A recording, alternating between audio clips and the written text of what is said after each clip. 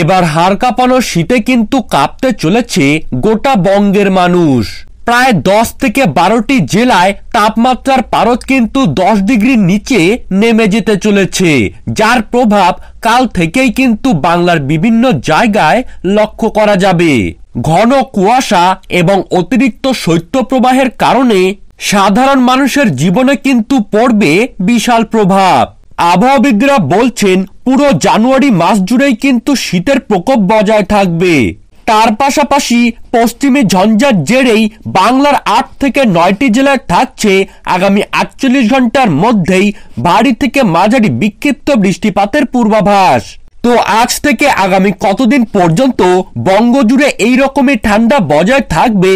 কবে থেকে ঘটতে পারে আবহাওয়ার উন্নতি? পশ্চিমী ঝঞ্ঝার জেরে বাংলার ঠিক কোন কোন জেলায় থাকছে ভারী থেকে মাঝারি বৃষ্টিপাতের পূর্বাভাস? তো এই বিষয়ে আবহাওয়া দপ্তরের তরফ থেকে যেই গুরুত্বপূর্ণ আপডেটগুলি চলে এসেছে, তো তাই কিন্তু আমি আজকে আপনাদেরকে জানিয়ে দেব এই ভিডিওটির মাধ্যমে।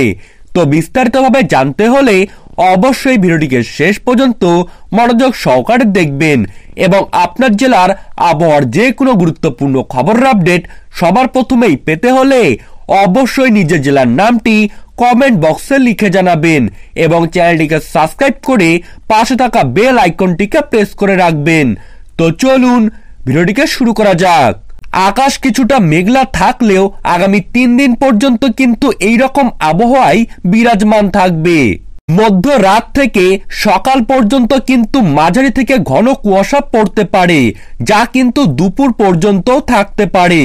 ভারী কুয়াশা এবং শৈত্যপ্রবাহের কারণে বিমান চলাচল, নৌ পরিবহন এবং সড়ক যোগাযোগে সাময়িকভাবে কিন্তু বিঘ্ন ঘটতে পারে।